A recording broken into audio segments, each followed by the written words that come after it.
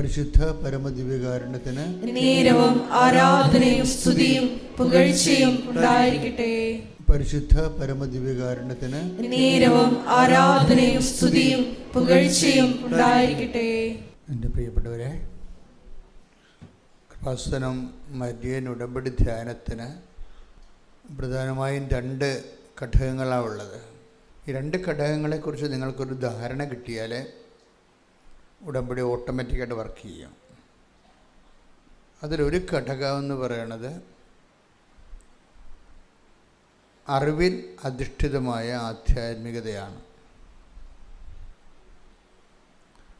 രണ്ടാമത് അനുഭവത്തിൽ അധിഷ്ഠിതമായ ആധ്യാത്മികത.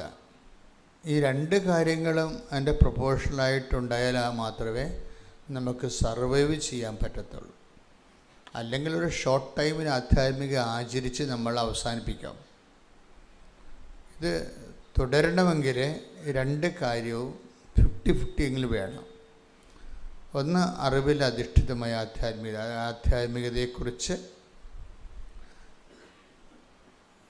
മരിയൻ ഉടമ്പടി ധ്യാനത്തിൽ പ്രവർത്തിക്കുന്ന സുവിശേഷത്തിൻ്റെ മെക്കാനിസത്തെക്കുറിച്ച് നമുക്ക് നല്ല അറിവുണ്ടാകണം. രണ്ടാമത്, ആ അറിവ് ആപ്ലിക്കേറ്റ് ചെയ്യാൻ നമുക്ക് കഴിയണം. കിട്ടിയിരിക്കുന്ന അറിവ്, എല്ലാ അറിവുകളും എന്തിനാണ്? പ്രയോഗിക്കാൻ വേണ്ടിയുള്ളതാണ്. പ്രയോഗിച്ച് ഫലവത്തല്ലാത്ത അറിവുകൾ പുസ്തകത്തിലെ പശു പോലെയാണ്, പുല്ല് തിന്നത്തില്ല. ഉടമ്പടിയെക്കുറിച്ചുള്ള എല്ലാ അറിവുകളും അത് പ്രയോഗിച്ചിട്ട് അതിൻ്റെ അനുഭവ തലങ്ങളിലേക്ക് പോയി സാക്ഷ്യത്തിലേക്ക് കടക്കാൻ വേണ്ടിയുള്ള ഒരു നടപടിക്രമമാണ്. അപ്പം അതുകൊണ്ടാണ് ഈ ഉടമ്പടി ധ്യാനം നിങ്ങളുടെ ഇടയ്ക്ക് മുറതെറ്റാതെ ഇപ്പോൾ 510 ധ്യാനങ്ങളുണ്ട്. നിങ്ങളൊന്ന് പരിശോധിച്ചാൽ മനസ്സിലാകും. അതിൽ കണ്ടൻറ്റ് വൈസ് 50% എപ്പോഴും ഫ്രഷ് ആയിരിക്കും. നമുക്കൊരു 510 ധ്യാനങ്ങൾ, ഉടമ്പടി ധ്യാനങ്ങൾ യൂട്യൂബിലുണ്ട്. അതിൽ നിങ്ങൾ ശ്രദ്ധിച്ചാൽ മനസ്സിലാകും. അതിൻ്റെ 50%ഓളം 50% അറിവുകൾ ഒരിക്കലും റിപ്പീറ്റ് ചെയ്യുന്നില്ല, നേരത്തെ പറഞ്ഞതും ആയിരിക്കത്തില്ല, അത് പുതിയതായിരിക്കും. ദാറ്റ് മീൻസ് 510ഓളം ഫ്രഷ് നോളജ്, പുതിയ ജ്ഞാനങ്ങൾ ഈ ധ്യാനത്തിലുണ്ട്. അതുകൊണ്ടാണ് നിങ്ങൾ ധ്യാനം കേൾക്കുമ്പോൾ സാധാരണ ധ്യാനം കേട്ടിട്ട് നമ്മുടെ ഭക്തി വർദ്ധിപ്പിക്കുകയോ വിശ്വാസം വർദ്ധിപ്പിക്കുകയോ ചെയ്യുന്നതിനേക്കാൾ ഉപരി ഇത് പ്രയോഗിച്ച് സാക്ഷ്യത്തിലേക്ക് പ്രവേശിക്കാൻ വേണ്ടിയുള്ള ടെക്നിക്കൽ നോളജാണ് പലപ്പോഴും ഉടമ്പടി ധ്യാനത്തിൽ നിങ്ങൾക്ക് ലഭിക്കുന്നത്. അപ്പോൾ ഇതിൻ്റെ അകത്ത് വരുന്ന ഒരു അവസാനം വരുന്ന വിഷയം എന്താണെന്ന് വെച്ച് കഴിഞ്ഞാൽ, നമ്മുടെ മനസ്സ് എപ്പോഴും ആഗ്രഹിക്കേണ്ടത് സാക്ഷ്യം വഹിക്കാൻ വേണ്ടിയുള്ള ഒരു സ്നേഹമുണ്ട്, സഹനം സ്വീകരിക്കാനുള്ള ഒരു സ്നേഹമുണ്ട്. ഉടമ്പടി ധ്യാനം എപ്പോഴും ടാർഗറ്റ് ചെയ്യുന്നത് ഈ ലവ് ലെവല് എങ്ങനെ ഒരാളിനെ, ഇപ്പോൾ 0 ലവ് ലെവലുള്ള ആൾക്കാരുണ്ട്, ദൈവമായിട്ട് 0 ലവ് ഫ്രഷ് അനുസരിച്ച് ചിലത് അങ്ങനെയാണ്. അവർ ദൈവത്തെക്കുറിച്ച് ഐഡിയ പോലും ഇല്ലാത്ത 0 ലവ് ലെവലുള്ള ആൾക്കാരുണ്ട്. അപ്പോൾ അവരെ സംബന്ധിച്ചിടത്തോളം അവർക്ക് വേണ്ടത് അറിവിനേക്കാളുപരി അനുഭവങ്ങളാണ് വേണ്ടത്. അതുകൊണ്ടാണ് നോൺ ക്രിസ്ത്യൻസിന് പെട്ടെന്ന് അനുഭവങ്ങൾ കിട്ടുന്നതിൻ്റെ കാരണം അതാണ്. അവർ അറിവിൻ്റെ കാര്യത്തിൽ അവർക്ക് 0 ലവ് ലെവലാണ്. 0 ലവ് അറിവിൻ്റെ കാര്യത്തിൽ അറിവ് അത്ര കണ്ട് വലിയ വിശ്വാസത്തെക്കുറിച്ചുള്ള, അവർക്ക് ലോകത്തിലുള്ള എല്ലാ കാര്യങ്ങളും അറിയാമെങ്കിലും വിശ്വാസത്തെക്കുറിച്ചുള്ള അറിവ് കുറവായിരിക്കും. പിന്നെ അവരെ ലിഫ്റ്റ് ചെയ്യാനുള്ള മാർഗം, ദൈവത്തിന് അവരെ രക്ഷയിലേക്ക് നയിക്കാനുള്ള മാർഗം എന്താ? അവർക്ക് നല്ല അനുഭവങ്ങൾ കൊടുക്കുക എന്നുള്ളതാണ്. അതുകൊണ്ടാണ് അവർക്ക് പെട്ടെന്ന് അനുഭവങ്ങൾ കിട്ടും. ഇപ്പോൾ ക്രിസ്ത്യൻസായിട്ടുള്ളവർ അനുഭവങ്ങൾ കിട്ടുന്നതിനേക്കാൾ ഉപരി നിങ്ങളുടെ പാഠം വ്യത്യാസമുണ്ട്. നിങ്ങൾ അനുഭവങ്ങൾക്ക് വേണ്ടിയല്ല കെട്ടിത്തൂങ്ങി മരിക്കേണ്ടത്. എന്തു ചെയ്യണം? അറിവ് തരാൻ പറയണം. രണ്ടുപേർക്കും ഒരേ സ്ഥലത്താണെങ്കിലും ഒരു സിംഗിൾ റൂഫിലാണെങ്കിലും രണ്ടാവശ്യങ്ങളാണ്. ഫ്രഷ് ഹാൻഡ് ആയിട്ടുള്ള ആൾക്കാർ ചോദിക്കേണ്ടത് അനുഭവങ്ങളാണ് ചോദിക്കേണ്ടത്. അപ്പോൾ നിങ്ങൾക്ക് അനുഭവം കിട്ടും. മറ്റുള്ളവർ ഉടനെ കയറി അനുഭവങ്ങൾ ചോദിക്കരുത്. ക്രിസ്ത്യൻസ് ഉടനെ കയറി അനുഭവങ്ങൾ ചോദിക്കരുത്. അപ്പോൾ ദൈവത്തിന് നിങ്ങളെ വിശ്വാസമില്ലാതെ വരും. അതാണ് വിഷയം. അതിൻ്റെ വരുന്ന പ്രശ്നം, ക്രിസ്ത്യൻസ് ഉടനെ കയറി അനുഭവങ്ങൾ ചോദിച്ചാൽ എന്താണ് അതിൻ്റെ നിങ്ങളെക്കുറിച്ചുള്ള ഇമ്പ്രഷൻ? എന്താണ്? ദൈവത്തിന് നിങ്ങളെ വിശ്വാസമില്ലാതെ വരും. പണ്ട് പീലിപ്പോസിനോട് ചോദിച്ചില്ലേ, പീലിപ്പോസേ, ഇത്രകാലം ഞാൻ നിങ്ങളുടെ കൂടെ ആയിരുന്നിട്ടും നിനക്കെന്നെ മനസ്സ്. അങ്ങനെ ചോദിക്കുന്ന ആളാണ് ഈശോ. അത് ഇവിടുത്തെ കാത്തലിക്സിനോടും ക്രിസ്ത്യൻസിനോടും ഈശോ ചോദിക്കുന്നുണ്ട്. നിങ്ങളൊരു അനുഭവത്തിന് വേണ്ടി കെട്ടിച്ചാടുമ്പോൾ കർത്താവ് ഈ പാസേജ് ചോദിക്കും നിങ്ങളേക്ക്. ഒന്ന് take the word of God. ശ്രുതികട്ടെ ഹല്ലേലൂയ, ഹല്ലേലൂയ, ഹല്ലേലൂയ, ഹല്ലേലൂയ. യേശുവേ നന്ദി, ഹല്ലേലൂയ, ഹല്ലേലൂയ, ഹല്ലേലൂയ, ഹല്ലേലൂയ, ഹല്ലേലൂയ, ഹല്ലേലൂയ. യേശുവേ ആരാധന, ആരാധന,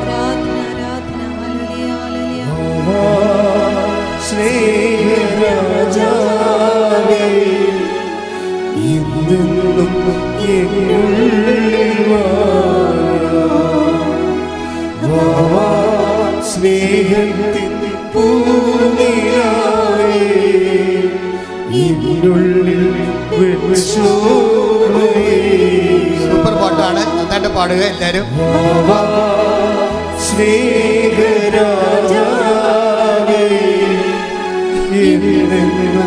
എന്നുള്ളിൽ വാ, സ്നേഹത്തിൻ പൂനിലാവേ, എന്നുള്ളിൽ യോഹന്നാൻ 14:8-9 തിരുവചനങ്ങൾ. യോഹന്നാൻ 14:8-9 തിരുവചനങ്ങളാണ്. പീലിപ്പോസ് പറഞ്ഞു, കർത്താവേ, പിതാവിനെ ഞങ്ങൾക്ക് കാണിച്ചു തരിക, ഞങ്ങൾക്ക് അത് മതി. യേശു പറഞ്ഞു, ഇക്കാലമത്രയും ഞാൻ നിങ്ങളോട് കൂടെ ആയിരുന്നിട്ടും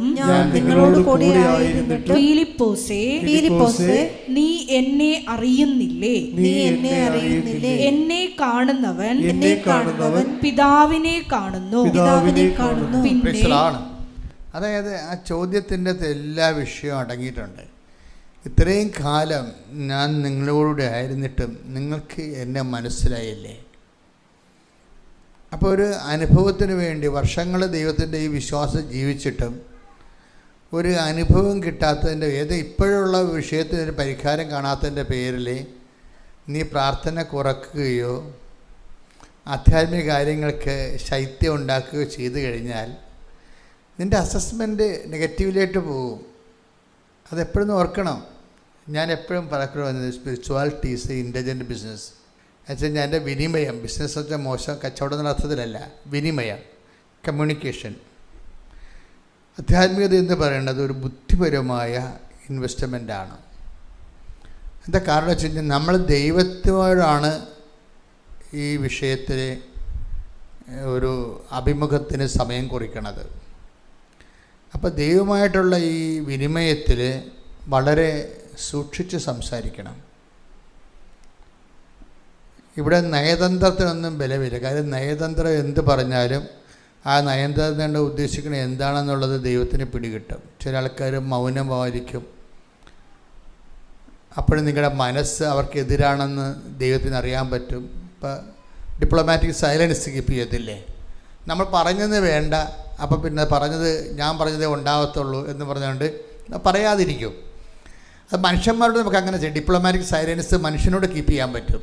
നമ്മൾ പറഞ്ഞത് വേണ്ട, ഞാൻ പറഞ്ഞാൽ പിന്നെ ഞാൻ പറഞ്ഞതേ ഉണ്ടാകത്തുള്ളൂ അവസാനം എന്ന് പറയും. അങ്ങനെ ഒരു ഡിപ്ലോമാറ്റിക് സൈലൻസ് ഒന്നും ദൈവത്തിൻ്റെ സന്നിധിയിൽ പറ്റത്തില്ല. ഫേക്ക് ഉടനെ ഫേക്ക് നടിച്ചു വരും.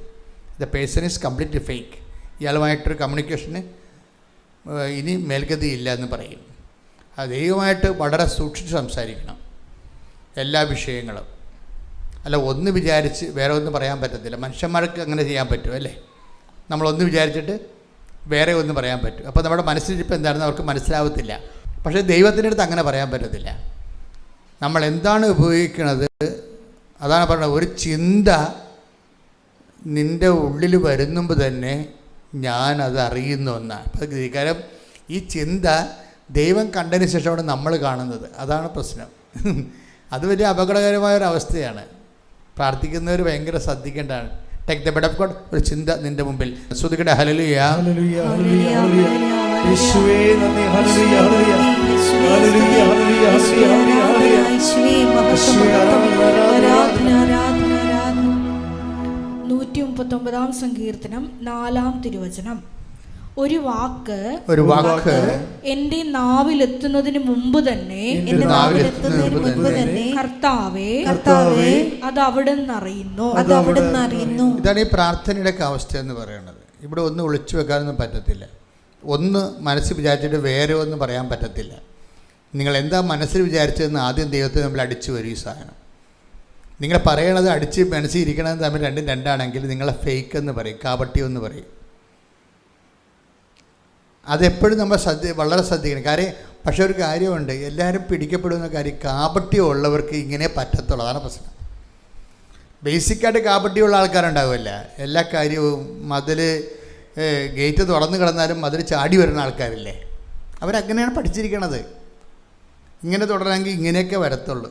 ഒരു കാര്യം നേരെ ചൊവ്വേ പറയണത്. എൻ്റെ സ്വഭാവം നേരെ ചൊവ്വേ പറയും. ഇഷ്ടപ്പെട്ടാലും ഇഷ്ടപ്പെട്ടില്ലെങ്കിലും നേരെ ചൊവ്വേ പറയും. ചില ആൾക്കാർ പറഞ്ഞില്ലെന്ന് വരുത്തും, പറഞ്ഞെന്നും വരുത്തും, കറങ്ങി തിരിഞ്ഞ് ഒടിഞ്ഞ് മടങ്ങിയൊക്കെ വരുമ്പോൾ തന്നെ നമുക്ക് പണിപിടി കിട്ടും. അപ്പോൾ എപ്പോഴും ശ്രദ്ധിക്കേണ്ടത് ദൈവമായിട്ടുള്ള, അതായത് ഡീൽ ഓർ നോട്ട് ഡീൽ പോലെയാണ്. അതാണ് വിഷയം.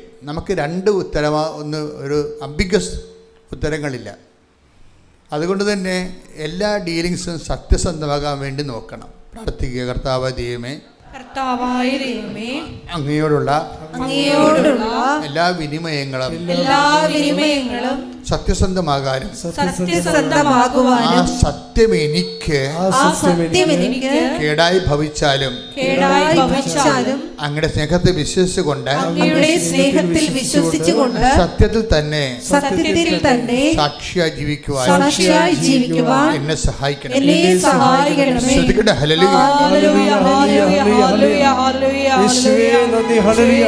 സഹിച്ചും വചനം പാലിച്ചു മുന്നേറുവാൻ ഈ ആരാധനയോടെ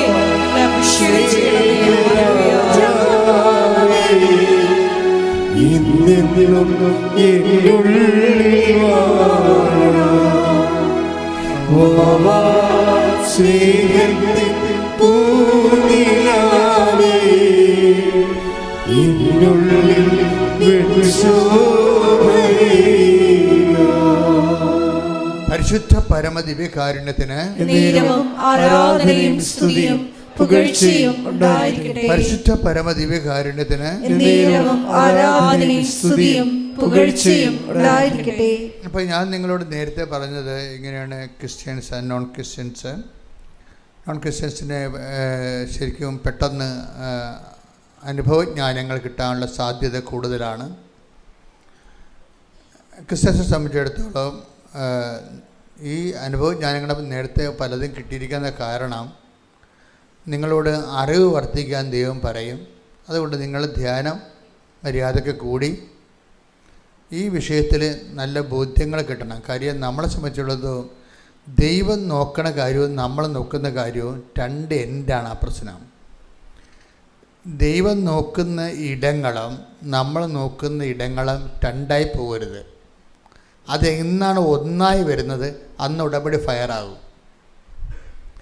ദൈവം പ്രാധാന്യം കൊടുക്കുന്ന ഇടങ്ങളും നമ്മൾ പ്രാധാന്യം കൊടുക്കുന്ന ഇടങ്ങളും രണ്ടായി പോകരുത്. കാര്യം ഒരു വിഷയത്തിന് രണ്ട് ലക്ഷ്യങ്ങൾ പറ്റത്തില്ല. അപ്പോൾ നമ്മളെന്ത് ചെയ്യും? ദൈവത്തെ ലക്ഷ്യം ഒരിക്കലും മാറ്റത്തില്ല. പിന്നെ നമ്മളെന്ത് ചെയ്യണം? നമ്മുടെ ലക്ഷ്യങ്ങൾ മാറ്റേണ്ടി വരും. അതായത് എപ്പോഴും ഉടമ്പടി ഫയറാകുന്നതിനുള്ള ഒരു മാർഗം എന്ന് പറയുന്നത്, ഒരു വിഷയത്തിൽ ദൈവത്തിൻ്റെ ലക്ഷ്യവും നമ്മുടെ ലക്ഷ്യവും രണ്ടും രണ്ടാകരുത്. ദൈവത്തിൻ്റെ ലക്ഷ്യവും നമ്മുടെ ലക്ഷ്യവും നമ്മൾ ഈ പ്രക്രിയയിലൂടെ പതുക്കെ ഒന്നായി കൊണ്ടുവരാനുള്ള ഈ മൽപ്പിടുത്തവും ബലംപിടുത്തമൊക്കെ നടത്തേണ്ടത് ദൈവമല്ല. എന്താ കാര്യം? ദൈവത്തിൻ്റെ ലക്ഷ്യം ഒരിക്കലും മാറ്റത്തില്ല ദൈവം. കാര്യം മാറ്റത്തിന് വിധേയമല്ലാത്തത് കൊണ്ട് മാറ്റത്തില്ല. പിന്നെ അപൂർവം വല്ല മോസസിനെ പോലെയുള്ള ആൾക്കാർ നീ ഈ പറഞ്ഞ കാര്യവും തൽക്കാലത്തേക്ക് ഞാൻ മാറ്റി വെച്ചിരിക്കണമെന്ന് ദൈവം പറയും. അത് അത്രയും ഇൻവെസ്റ്റ്മെൻറ്റ് മോസസിനുള്ളതാണ്. ജനങ്ങളെല്ലാം ഈ മനുഷ്യനെ ചവിട്ടി കീറി ദൈവത്തിന് വേണ്ടി ആ മനുഷ്യൻ ഒരു പിണമായി മാറിയതൊക്കെ ദൈവം കണ്ണു നിറഞ്ഞ് കണ്ട കാഴ്ചകളാണ്. അതുകൊണ്ടാണ് മോസസിന് ഭയങ്കര ഇൻവെസ്റ്റ്മെൻറ്റാണ്. നമുക്ക് ഇൻവെസ്റ്റ്മെൻ്റ് ഉണ്ടെങ്കിൽ ചിലപ്പോൾ നമ്മളൊരു കാര്യം പറഞ്ഞാൽ ദൈവം അപ്പം തന്നെ അത് ചേഞ്ച് ചെയ്ത് തരും നമുക്ക്. പക്ഷെ അവിടെ ഒരു പ്രോബ്ലം ഇൻവെസ്റ്റ്മെൻറ്റാണ്. കാരണം ദൈവഹിതം ഏറ്റെടുത്ത് നാട്ടുകാരുടെ ചവിട്ടുപിടിയും മേടിച്ച് വീട്ടുകാരിലെ ഒറ്റപ്പെടുത്തലെ കിട്ടി ഇൻവെസ്റ്റ്മെൻറ്റ് വർദ്ധിപ്പിക്കണം. അതും ഒരു നിക്ഷേപ സാധ്യതയാണ്. ഞാൻ പറഞ്ഞ മനസ്സിലായില്ലേ? ദൈവതിരുസന്നിധിയിൽ നിക്ഷേപമെന്ന് ഈശോ പറയും. ആ വാക്ക് ഈശോ ഉപയോഗിക്കണം 12:21 തോന്നുന്നത്. നിക്ഷേപം എന്നുള്ള വാക്കാണ് ഉപയോഗിക്കുന്നത് അതിന്. സ്വർഗത്തിൽ നിങ്ങൾക്ക് നിക്ഷേപം ഉണ്ടാകാൻ ശ്രദ്ധിക്കാൻ. ശ്രുതിക്കട്ടെ. ഹല്ലേലൂയ, ഹല്ലേലൂയ, ഹല്ലേലൂയ, ഹല്ലേലൂയ. യേശുവേ നന്ദി, ഹല്ലേലൂയ, ഹല്ലേലൂയ, ഹല്ലേലൂയ, ഹല്ലേലൂയ, ഹല്ലേലൂയ. യേശുവേ ആരാധന, ആരാധന.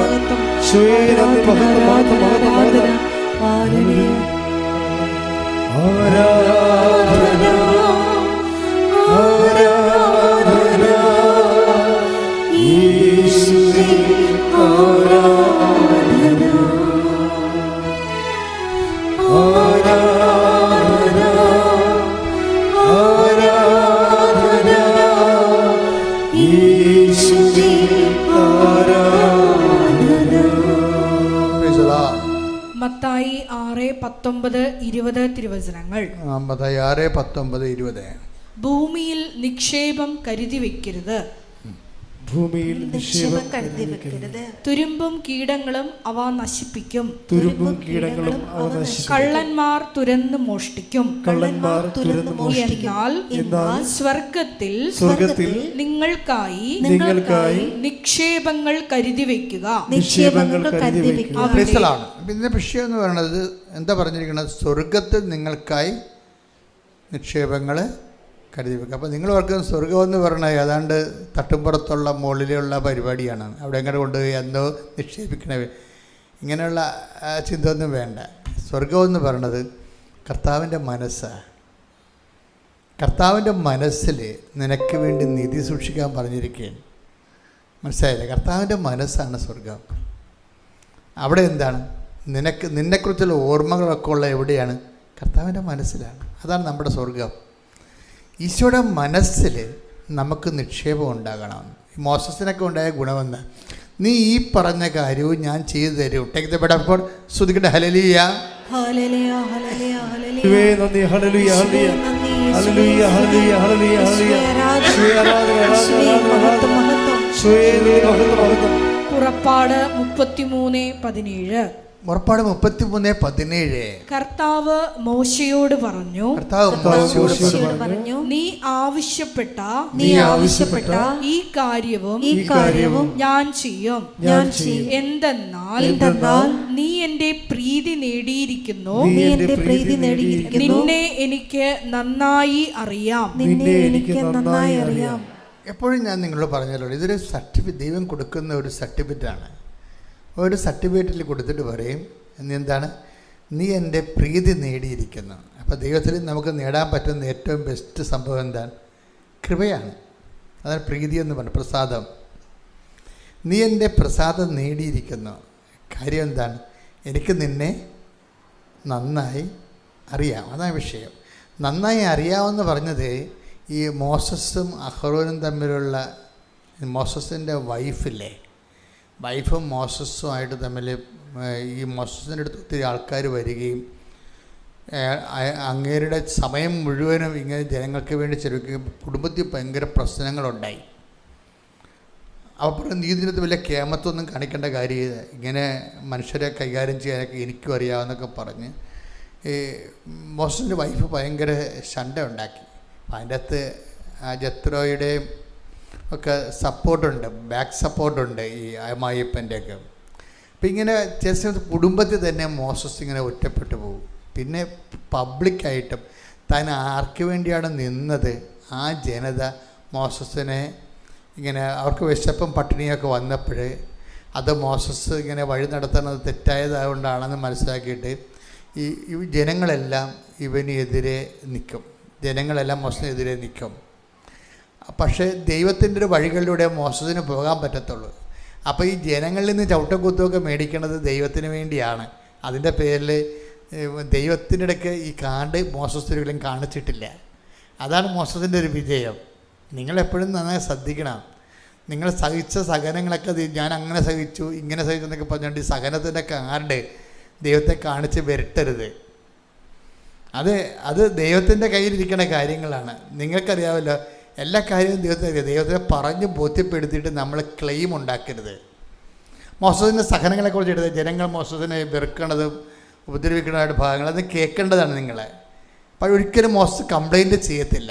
എന്നിട്ട് പറയും മോസസിനെ പോലെ സൗമ്യനായിട്ട് ആരും ഇല്ലായിരുന്നു എന്നൊക്കെ പറയും ബൈബിൾ അങ്ങനെ ആർക്കും ഗുഡ് സർട്ടിഫിക്കറ്റ് കൊടുക്കത്തില്ല. പക്ഷേ എന്നാലും മോസസിന് ഭയങ്കരമായി മോസസ് പറയും ഭൂമിയിലെ മോസസിനെ പോലെ സൗമ്യനായിട്ട് ആരും ഇല്ലാഞ്ഞെന്നൊക്കെ പറയും. അപ്പം വ്യക്തിപരമായിട്ട് ഇയാളുടെ ഇൻവെസ്റ്റ്മെൻറ്റ് ഭയങ്കരമാണ്. ജനങ്ങൾ ചവിട്ടിക്കൂട്ടുമ്പോഴും വീട്ടിൽ തികത്തുമ്പോഴും പൊള്ളുമ്പോഴും ഈ മനുഷ്യൻ പൊള്ളുന്ന കാര്യമോ ജനങ്ങൾ മുറിപ്പെടുത്തിയ കാര്യമോ ദൈവത്തോട് പറയത്തില്ല. എന്നിട്ട് ചിരിച്ചതുപോലെ തന്നെ ദൈവം പറഞ്ഞ കാര്യങ്ങൾ ചെയ്തു തീർക്കും. അതാണ് പറയണത് അവനെ പോലെ സൗമ്യൻ ആരും ഇല്ലെന്ന്. സൗമ്യത എന്ന് പറയണത് എന്താണെന്ന് ചോദിച്ചാൽ മോസസ് കാണിച്ചതാണ് സൗമ്യത. നമ്മൾ പറയണല്ലേ എന്താണ് സൗമ്യത എന്ന് വെച്ചാൽ മോസസ് ദൈവത്തിൻ്റെ മുമ്പിൽ നിന്ന ഈ ആധ്യാത്മിക ജീവിതം എന്ന് പറയുന്നത് ഒരു നിലപാടാണ്. അത് പഴയ നിയമത്തിൻ്റെ ഏറ്റവും വലിയ ഭാവം മോസസാണ്. എവിടെ കുറച്ച് ചോദിക്കട്ടെ ഹല്ലേലൂയ. സംഖ്യാപുസ്തകം 12-ാം അധ്യായം 1 മുതലുള്ള തിരുവചനങ്ങൾ. സംഖ്യ 12:1. മോശയുടെ ഭാര്യയായ കുഷ്യ സ്ത്രീയെ പ്രതി മിരിയാമും അഹറോനും അവനെതിരായി സംസാരിച്ചു. കർത്താവ് മോശ വഴി മാത്രമാണോ സംസാരിച്ചിട്ടുള്ളത്? ഞങ്ങളിലൂടെയും സംസാരിച്ചിട്ടില്ലേ എന്ന് അവർ ചോദിച്ചു. കർത്താവ് അത് കേട്ടു. മോശ ഭൂമുഖത്തുള്ള എല്ലാ മനുഷ്യരിലും വെച്ച് സൗമ്യനായിരുന്നു. അതിന്റെ വിഷയം അതായത് മോസസിന്റെ പാളയത്തിൽ പടയാണ്. ഭാര്യയും ബന്ധുക്കളും വീട്ടിലുള്ള ആൾക്കാരും എല്ലാം മോസസിനെതിരെ വരികയാണ്. എന്നിട്ട് ഇവരുടെ വർത്തമാനങ്ങളെല്ലാം പക്ഷെ മോസസ് ദൈവത്തോട് പറയത്തില്ല. എനിക്ക് വീട്ടിൽ പ്രശ്നമാണെന്നുള്ള കാര്യം പറയത്തില്ല. ദൈവം പറഞ്ഞ കാര്യങ്ങളെല്ലാം ഇങ്ങനെ കണ്ണ് നിറഞ്ഞുകൊണ്ടിരിക്കുമ്പോഴും ചിരിച്ചുകൊണ്ട് ചെയ്തുകൊണ്ടിരിക്കും. ഞാൻ നിങ്ങളെ സ്നേഹിച്ചതുപോലെ നിങ്ങളും പരസ്പരം സ്നേഹിക്കണം. അപ്പോൾ നമ്മുടെ സബ്ജക്റ്റ് എന്താണ്? അതായത് 2 കാര്യങ്ങളാണ്. അറിവിൽ അധിഷ്ഠിതമായ ആധ്യാത്മികതയുണ്ട്, അനുഭവത്തിൽ അധിഷ്ഠിതമായ ആധ്യാത്മികതയുണ്ട്. ഈ അറിവിൽ അധിഷ്ഠിതമായ ആധ്യാത്മികതയാണ് ഇപ്പോൾ പറഞ്ഞുകൊണ്ടിരിക്കുന്നത്. പോയിൻ്റ് മിസ് ചെയ്യരുത് നിങ്ങൾ. അറിവിൽ അധിഷ്ഠിതമായ ആധ്യാത്മികതയിൽ എന്താ ഉള്ളത്? അതായത് ഈശോ നമ്മളെ ഈശോ പറഞ്ഞു നോക്കണത് എന്താണ്? ഞാനിങ്ങനെ ക്രൂശിക്കപ്പെടാനുള്ള കാരണവും നിങ്ങളുടെ പാപത്തിന് പരിഹാരം ചെയ്യാനുള്ള കാരണത്തിൻ്റെ എന്താ കാരണം? ഞാൻ നിങ്ങളെ സ്നേഹിക്കുന്നത് കൊണ്ടാണ്. അതാണ് വിഷയം. അപ്പോഴേ നമ്മളെ ഉടമ്പടിയിലൂടെ നേടിയെടുക്കേണ്ട ഒരു പ്രധാനപ്പെട്ട ലക്ഷ്യം എന്താണ്? സ്നേഹമാണ്. ശരിക്കും പറഞ്ഞാൽ മനസ്സിലായില്ലേ? ആരോടുള്ള സ്നേഹം? ഈശോ നമ്മളെ സ്നേഹിക്കുന്ന കാരണം എന്താ? ഈശോ നമ്മളെ സ്നേഹിക്കാനുള്ള കാരണം പിതാവ് ഈശോനെ സ്നേഹിക്കുന്നത് കൊണ്ടാണ്. അതാണ് എൻ്റെ അത് റെക്കറ്റ്. അതായത് അത് അറിയണമെങ്കിലുണ്ടല്ലോ, നിങ്ങൾ 10:17 എടുത്തേ. അതായത് യോഹന്നാന്റെ 10:17 തിരിച്ചെടുക്കുന്നതിന് വേണ്ടി ഞാൻ ജീവൻ അർപ്പിക്കുന്നതിനാൽ പിതാവ് എന്നെ സ്നേഹിക്കുന്നു. പിതാവ് എന്നെ സ്നേഹിക്കുന്നു എന്നുള്ളതാണ് ഈശോ അനുഭവിച്ച ഒരു അനുഭവം. നിങ്ങൾ എന്ത് IELTS പാസ്സായാലും ജപ്തി നടപടി മാറിയാലും കുഞ്ഞുങ്ങളെ നിങ്ങൾക്ക് ഉണ്ടായാലും നിങ്ങൾ കല്യാണം കഴിച്ചാലും നിങ്ങളുടെ ലക്ഷ്യം എന്ന് പറയണത് ദൈവത്തെ ലക്ഷ്യമായിട്ട് സിംഗിളായിരിക്കണം. നിങ്ങൾക്ക് പലപ്പോഴും ഈ വസ്തുവകളിൽ നേടിക്കഴിയുമ്പോൾ നിങ്ങളുടെ ലക്ഷ്യം അതിനകത്ത് തീരും. പറഞ്ഞ മനസ്സിലായില്ലേ? അത് എപ്പോഴും നമ്മൾ ശ്രദ്ധിക്കണം. ഉടമ്പടി ചെയ്യുന്ന ആൾക്കാർക്ക് പറ്റുന്ന ഒരു അബദ്ധം, അവിടെ നിയോഗങ്ങളാണ് അവിടെ ലക്ഷ്യം.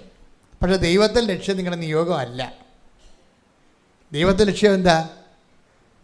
അതായത് നിങ്ങൾ ദൈവത്തെ സ്നേഹിക്കുക എന്നുള്ളതാണ് ദൈവത്തിൻ്റെ ലക്ഷ്യം. അപ്പോൾ ഉടമ്പടിയുടെ എന്തിനാണ് ഉടമ്പടി എടുത്തതെന്ന് ചോദിച്ചു കഴിഞ്ഞാൽ എന്തെന്ന് പറയണം? നിങ്ങൾ എന്തെന്ന് പറയണം? ദൈവത്തെ അതാണ് വിഷയം. അതാണ് ലക്ഷ്യം സിംഗിളാകണത്. അതായത് ഇതിൻ്റെ ഒബ്ജക്റ്റീവ് സിംഗിളായിരിക്കണം. രണ്ടായിട്ട് ഇപ്പോൾ ചില ആൾക്കാർ കാണത്തില്ലേ, ചില ആൾക്കാർ എൻ്റെ കണ്ണെ തൊട്ടൊന്ന് പ്രാർത്ഥിച്ച് എന്ത് പറ്റി, എനിക്ക് ഡബിൾ വിഷനാണെന്ന്. ഒരാളെ രണ്ടായിട്ട് കാണുമെന്ന്, ഒരാളെ രണ്ടായിട്ട് കാണും, അതാണ് ഡബിൾ വിഷൻ.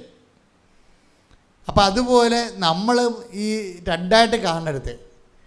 നിങ്ങളെ ലക്ഷ്യം, നിങ്ങളുടെ നിയോഗത്തിൽ എഴുതിയിരിക്കുന്ന കാര്യങ്ങൾ ഒന്ന്, അതിനാണ് ഈ അമിത പ്രാധാന്യം കൊടുക്കുന്നത്. പക്ഷേ ദൈവം അതിന് അമിത പ്രാധാന്യം കൊടുക്കുന്ന കാഴ്ചപ്പാടല്ല. പിന്നെന്താണ് ഈ 10:17 സംഭവിക്കുന്നത്? കാര്യം ഒന്ന് വായിച്ചേ, 10:17. തിരിച്ചെടുക്കുന്നതിന് വേണ്ടി ഞാൻ ജീവൻ അർപ്പിക്കുന്നതിനാൽ പിതാവ് എന്നെ സ്നേഹിക്കുന്നു. അപ്പം പിതാവ് നമ്മളെ സ്നേഹിക്കുന്ന ഒരു വീക്ഷണ കോണുണ്ട്. പിതാവ് നമ്മളെ സ്നേഹിക്കണം. അതെന്താണ്? അതായത് തിരിച്ചെടുക്കുന്നതിന് വേണ്ടി ഞാൻ എൻ്റെ ജീവിതം സമർപ്പിക്കുന്ന കൊണ്ടാണ് പിതാവ് എന്നെ സ്നേഹിക്കുന്നത്. അപ്പം നമ്മൾ ദൈവത്തെ പ്രതി സ്നേഹിക്കുന്നൊരു വ്യക്തിയായാൽ എന്ത് ചെയ്യാൻ പറ്റും? നമ്മൾ ദൈവത്തെ പ്രതി മനുഷ്യരെയും ദൈവത്തിന് മനുഷ്യരുടെ മുമ്പിൽ ഒരു വിശ്വാസം ഉണ്ടാകാൻ വേണ്ടി ദൈവത്തോടെ സ്നേഹത്തെ പ്രതി നമ്മൾ സാക്ഷ്യം വഹിച്ച് ജീവിക്കുന്നൊരു വ്യക്തിയായി കഴിഞ്ഞാൽ ഓട്ടോമാറ്റിക്കലായിട്ട് പിതാവ് നമ്മളെ സ്നേഹിക്കും. അപ്പോൾ നമ്മളെപ്പോഴും നമ്മുടെ നിയോഗങ്ങൾ ഓക്കെയാണ്. പക്ഷേ നിയോഗങ്ങളെ നിങ്ങൾ ഉടമ്പടി വെക്കുമ്പോഴും ഈ നിയോഗങ്ങൾ ശരിക്കും, അതായത് പുള്ളിങ് ഇല്ല ശരിക്കും പറഞ്ഞാൽ. അതായത് വണ്ടി വലിക്കണില്ല എന്ന് പറയത്തില്ലേ? ഇപ്പം ചില വണ്ടിയൊക്കെ ആയിരിക്കുമ്പോൾ പറയല്ലേ, ഞാൻ വണ്ടി മാറി കയറുമ്പോൾ ഞാൻ പറയും ഈ വണ്ടി വലിക്കണില്ലല്ലോ എന്ന് പറയും. അതിന് പുള്ളിങ് ഇല്ലെന്ന് പറയും. എൻജിൻ ഈ സാധനം വലിക്കണില്ല, ഭയങ്കര നമ്മൾ ഏതാണ്ട് ഇങ്ങനെ ലാഗ് ചെയ്യണ പോലെ തോന്നും. ഉടമ്പടി ലാഗിങ് വരുന്നുണ്ട് ചില ആൾക്കാർക്കെങ്കിലും. ഉടമ്പടി വല്ലാതെ രീതിയിൽ താമസിക്കുന്നുണ്ട്. അതിൻ്റെ കാരണം നിയോഗങ്ങൾക്ക് അമിത പ്രാധാന്യം കൊടുത്തിട്ട് അങ്ങനെ സംഭവിക്കുന്നത്. ഇപ്പം എന്താ സംഭവിക്കുന്നത് വെച്ച് കഴിഞ്ഞാൽ ആ 10:17 ഇതിൻ്റെ ഒരു ഫോർമുല കിടക്കുന്നത്. എന്താണ്? പിതാവ് തിരിച്ചെടുക്കുന്നതിന് വേണ്ടി ഞാൻ എൻ്റെ ജീവൻ സമർപ്പിക്കുന്നത് കൊണ്ട് പിതാവ് എന്നെ സ്നേഹിക്കുന്നു എന്ന് പറഞ്ഞ് തിരിച്ചെടുക്കുന്നതിന് വേണ്ടി ഞാൻ എൻ്റെ ജീവൻ സമർപ്പിക്കുന്നത് കൊണ്ട് പിതാവ് എന്നെ സ്നേഹിക്കുന്നു. അപ്പം പിതാവ് എന്നെ സ്നേഹിക്കുന്ന ഒരു ഗ്രൗണ്ടേ ഉള്ളൂ. അതെപ്പോഴും നമ്മൾ ശ്രദ്ധിക്കണം. പിതാവ് നമ്മളെ സ്നേഹിക്കാൻ, ദൈവം നമ്മളെ സ്നേഹിക്കാൻ ബൈബിളിൽ ഒരു സിംഗിൾ ഗ്രൗണ്ടേ ഉള്ളൂ. ക്രിസ്തുവിന് പോലും അതേ ഉണ്ടായിരുന്നുള്ളൂ. എന്താണ്? തിരിച്ചെടുക്കുന്നതിന് വേണ്ടി ഞാൻ എൻ്റെ ജീവിതം സമർപ്പിക്കുന്നത് കൊണ്ട് പിതാവ് എന്നെ സ്നേഹിക്കുന്നു. കർത്താവിന് വേണ്ടിയും വചനത്തിന് വേണ്ടി സാക്ഷ്യം വഹിക്കാൻ കഷ്ടപ്പെട്ടും തെരുകേട്ടും തന്തക്കുവിളി കേട്ടും കർത്താവിന് വേണ്ടി ജീവിക്കാൻ തീരുമാനിച്ചാൽ മാത്രമേ ഈ ഇങ്ങോട്ടുള്ള പിടുത്തം വരത്തുള്ളൂ. അതെപ്പോഴും നമ്മൾ ശ്രദ്ധിക്കണം. അതാണ് ഇതിൻ്റെ അകത്തുള്ള ഒരു അതായത് നിഗൂഢമായ പോയിൻ്റ്. അല്ലെങ്കിൽ നിങ്ങളുടെ ഈ ജർമ്മനി പോകണം പറഞ്ഞ് മാത്രം ഇരുന്നാൽ ഈ സാധനം വളരെ സ്ലോ ആയിരിക്കും, പുള്ളി കിട്ടത്തില്ല. മറിച്ച് സുവിശേഷത്തിന് വേണ്ടി സാക്ഷ്യം വഹിക്കണം എന്ന് പറഞ്ഞിരുന്നാൽ ഈ സാധനം മൂവാകും. നമ്മുടെ ഈ സമീപനത്തിന് വരുന്ന പ്രശ്നമാണ്. ഉടമ്പടി പക്കയാണ്, പക്ഷേ അത് കയറി ആവശ്യമില്ലാത്തൊരു കയറി ഉടമ്പടി എടുത്തിട്ടുണ്ട്. അതാണ് കുഴപ്പം. ആവശ്യമില്ലാത്തവരെന്ന് പറഞ്ഞാൽ എന്താണ്? വയറ്റിപ്പഴുപ്പ് മാത്രം ലക്ഷ്യമാക്കിക്കൊണ്ട് ഉടമ്പടി എടുത്തിട്ടുണ്ട്. അവർക്ക് ദൈവത്തിൻ്റെ വഴികളെക്കുറിച്ചും ദൈവത്തെക്കുറിച്ചും ഒക്കെ ഉള്ളതല്ല അറിയേണ്ടത്. അവർക്ക് എങ്ങനെയെങ്കിലും കാര്യം സാധിച്ചാൽ മതി എന്നുള്ള ചിന്ത വന്നാൽ ഉടമ്പടി സ്ലോ ചെയ്യാൻ സാധ്യതയുണ്ട്. പ്രാർത്ഥിക്കുക. കർത്താവായ ദൈവമേ, എന്റെ നിയോഗങ്ങളെക്കാൾ അങ്ങയ്ക്ക് വേണ്ടി ഞാൻ ജീവിക്കുന്നത് സാക്ഷ്യം വഹിക്കുന്നത് നിയോഗമാക്കിക്കൊണ്ട് ഉടമ്പടിയെ ലക്ഷ്യങ്ങളെ ത്വരിതപ്പെടുത്തുവാൻ എന്നെ പഠിപ്പിക്കണമേ. ശ്രദ്ധിക്കട്ടെ.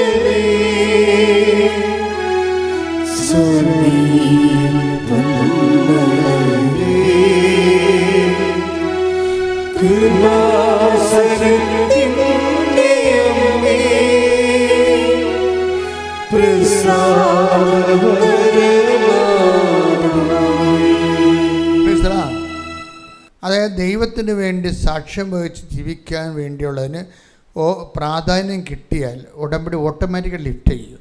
എബിൻ്റെ സാക്ഷ്യം കുറിച്ച് ചെയ്യുന്ന ചങ്ങനാശ്ശേരി.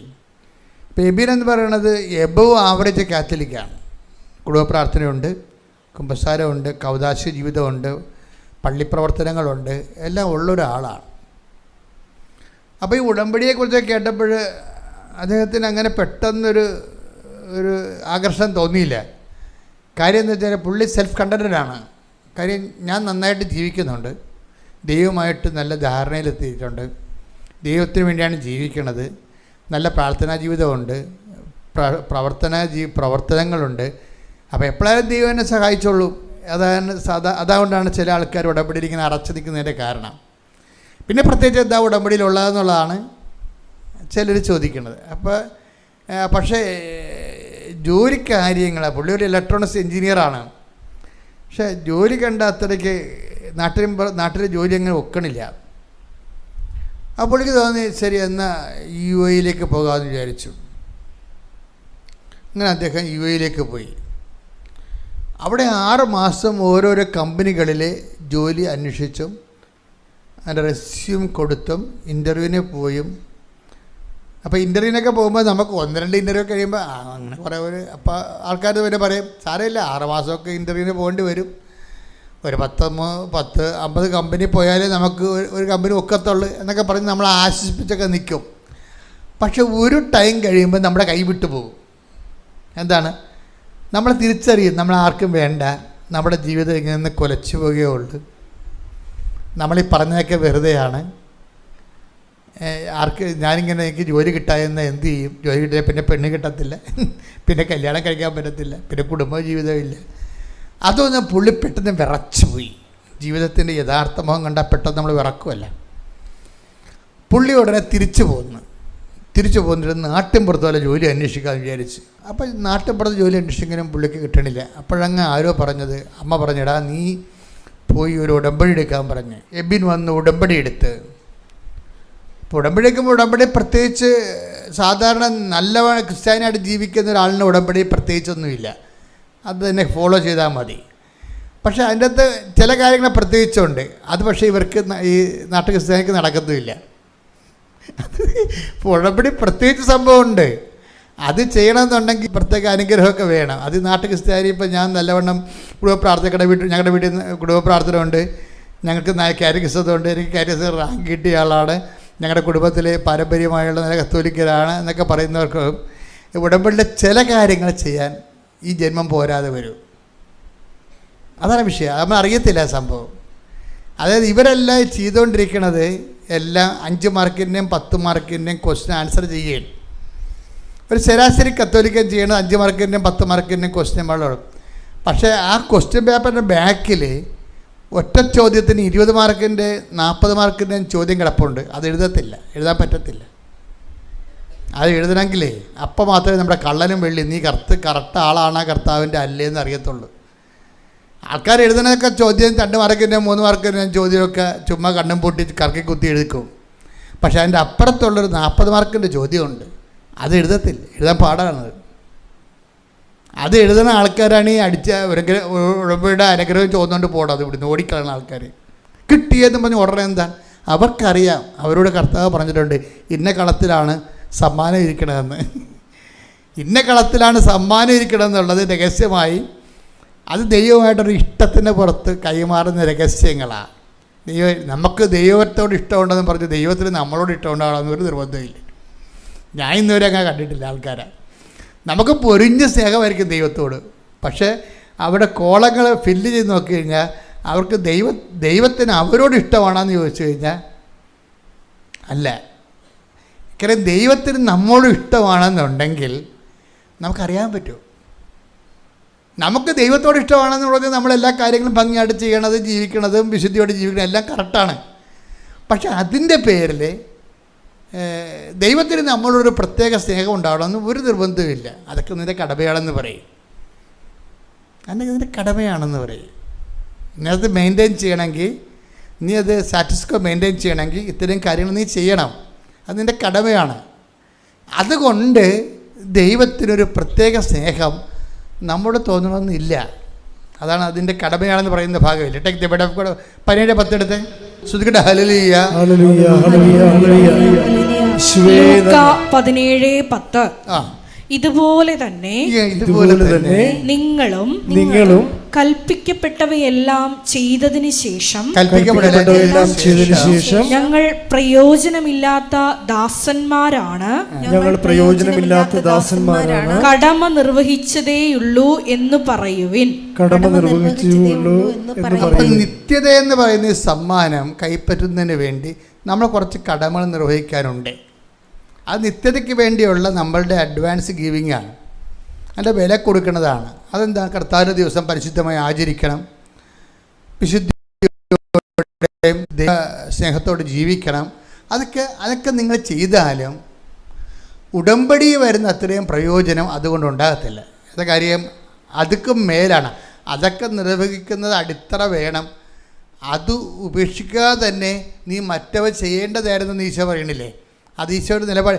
പാരമ്പര്യമായിട്ടുള്ള ശുശ്രൂഷയെക്കുറിച്ച് പറയുന്നത് എന്താണ്? അത് ഉപേക്ഷിക്കാമെന്നല്ല ഈശോ പറയണത്, അത് ഉപേക്ഷിക്കാതെ തന്നെ നീ മറ്റത്. അപ്പോൾ മറ്റൊരു സംഭവം, അതായത് ചെയ്തുകൊണ്ടിരിക്കുന്ന കാര്യങ്ങൾ ഉപേക്ഷിക്കാതെ. Take the word of God. ലൂക്ക 11:42.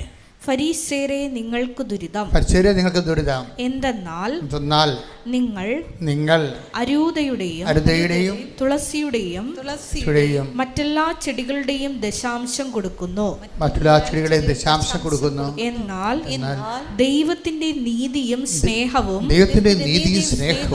നിങ്ങൾ അവഗണിച്ചു കളയുന്നു. ഇവയാണ് നിങ്ങൾ ചെയ്യേണ്ടിയിരുന്നത്, മറ്റുള്ളവ അവഗണിക്കാതെ തന്നെ. അപ്പം നമ്മൾ ചെയ്തുകൊണ്ടിരിക്കുന്ന കാര്യങ്ങൾ, ട്രഡീഷണലായിട്ട് ചെയ്തുകൊണ്ടിരിക്കുന്ന കാര്യങ്ങൾ ഒരിക്കലും അവഗണിക്കരുത്. പക്ഷെ അതുമാത്രം ചെയ്തുകൊണ്ട് ഒരു സ്പെഷ്യൽ പാക്കേജിനെ അഭിമുഖിക്കാൻ പാടായിരിക്കും. അതാണ് എബിന് പറ്റുന്ന അബദ്ധം. എബിൻ പറയണത് ഞാനിതെല്ലാം ഓക്കെ ആയിട്ട് ചെയ്യുന്നുണ്ടല്ലോ, അപ്പോൾ സ്വാഭാവികമായിട്ട് ദൈവം എന്നെ സഹായിക്കുമല്ലോ എന്ന് വിചാരിച്ചതിൽ. പക്ഷേ ദൈവത്തിനൊരു പ്രശ്നമുള്ളത്, അതായത് നമ്മൾ വളരണമെന്നുള്ള ഒരു വലിയ ചാലഞ്ച് ദൈവ മനസ്സിലുണ്ട്. നമ്മൾ വളരണം. അതിന് ഈശോ വളരണമെന്നല്ല പറയണത്. ഈശോ പറയണത് 5:48 വായിച്ച്, മത്തായിയുടെ സുവിശേഷം 5:48 വായിച്ച്, 48, 49. ശ്രുതികട്ടെ. ഹല്ലേലൂയ. മത്തായി 5:48. അതുകൊണ്ട് നിങ്ങളുടെ സ്വർഗസ്ഥനായ പിതാവ് പരിപൂർണനായിരിക്കുന്നത് പോലെ നിങ്ങളും പരിപൂർണരായിരിക്കുവിൻ. പരിപൂർണതയിലേക്കുള്ള വളർച്ചയുണ്ട്. ശരിക്കും ആ പരിപൂർണതയ്ക്ക് വളർച്ച ഉണ്ടെങ്കിൽ സ്പെഷ്യൽ അസൈൻമെൻറ്റ് ചെയ്യേണ്ടി വരും. ദൈവത്തിലേക്കുള്ള വളർച്ച ഉള്ളത്, അതാണ് ബൈബിൾ ഉയർത്തുന്ന ഒരു ചാലഞ്ച്. അതാണ്. ഇപ്പം ട്രഡീഷണലായിട്ട് നമ്മളോട് ചെയ്യാൻ പറഞ്ഞ കാര്യങ്ങൾ ചെയ്താൽ സ്റ്റാറ്റസ്കോ മെയിൻറ്റെയിൻ ചെയ്തിട്ട് നമ്മൾ മരിക്കത്തില്ല. ഇപ്പോൾ ഒരു ചെടി വളരുന്നില്ല എന്ന് വെച്ചാൽ അതിൻ്റെ അർത്ഥം എന്താണ്? തളരുന്നു എന്നാണ്. വളരാതെ നിൽക്കുന്നവർ ഇപ്പോൾ ഇതില്ലേ ഈ മഴക്കാലത്തൊക്കെ മുരടിച്ച് നിൽക്കണമെന്ന് പറയും. എന്ന് വെച്ച് കഴിഞ്ഞാൽ ഭയങ്കര ഹെവി ഡൗൺ പോറല്ലേ, ഭയങ്കര മഴ പെയ്ത്താകുന്ന സമയത്ത് ചെടികൾ വളരത്തില്ല, എന്നാൽ പഴുത്ത താഴെ വീഴത്തുമില്ല, ഇങ്ങനെ മുരടിച്ച് നിൽക്കും അല്ലേ. അപ്പോൾ ജൂൺ ജൂലൈ ആഗസ്റ്റൊക്കെ കഴിയുമ്പോൾ മാത്രമേ പിന്നെ പുതിയ ഇലയൊക്കെ വന്ന് വരത്തുള്ളൂ. അപ്പോൾ വളർച്ചയുമില്ല തളർച്ചയും ഇല്ലാത്ത രീതിയിൽ നിൽക്കും. അപ്പോൾ ദൈവം ഉദ്ദേശിക്കുന്നത് അങ്ങനെയല്ല, വളർച്ച ഉണ്ടാകണം. B perfect as your heavenly father is perfect. അതാണ് 5:19 പറയണത്, 5:49 പറയണത്.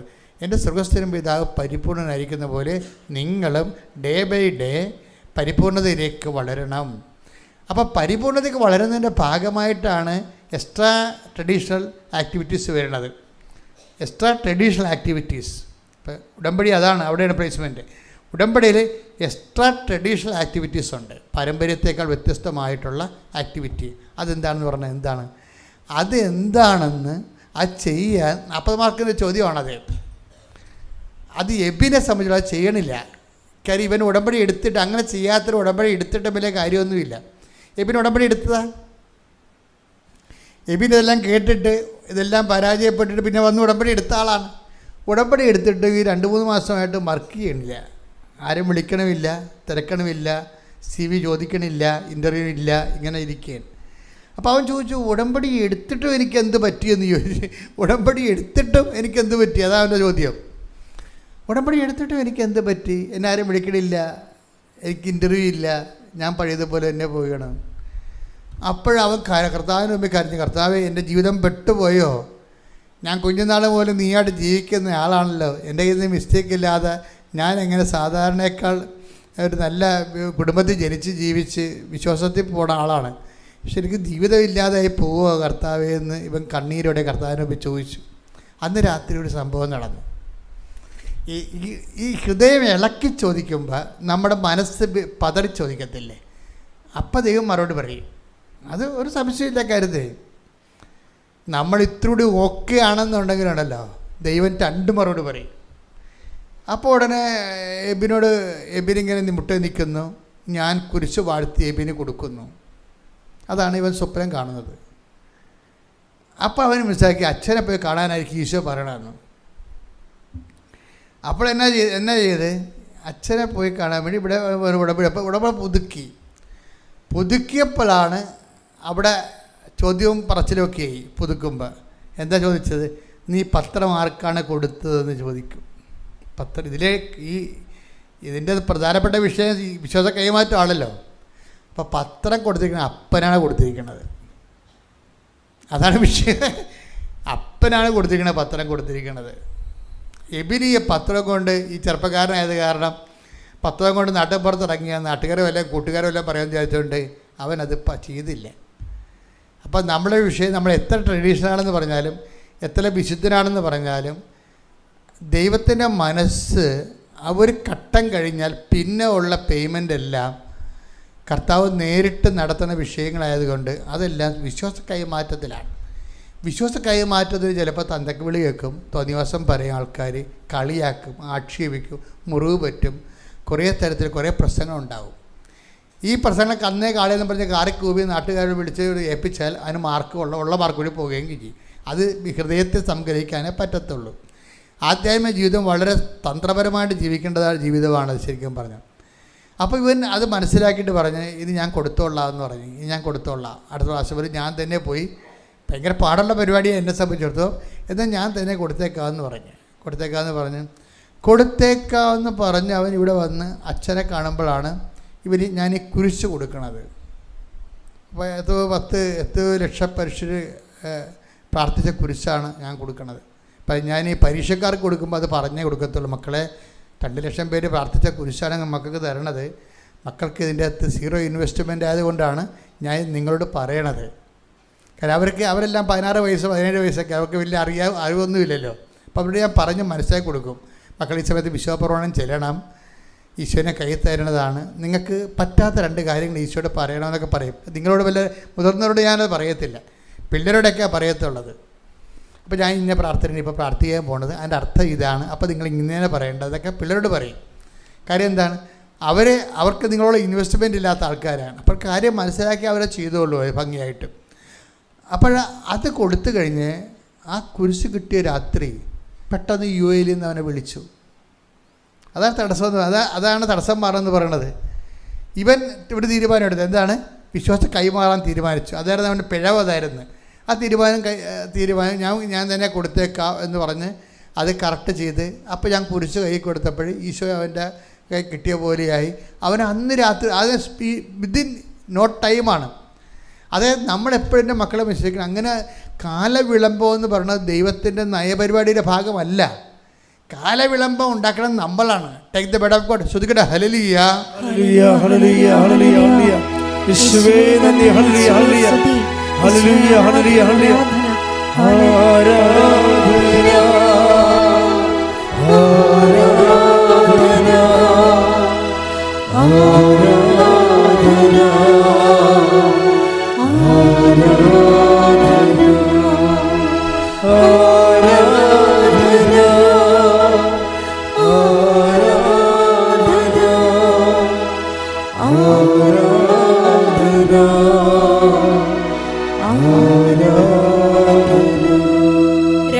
പത്രോസ് 3:9. 2 പത്രോസ് 3:9. കാലവിളംബത്തെക്കുറിച്ച്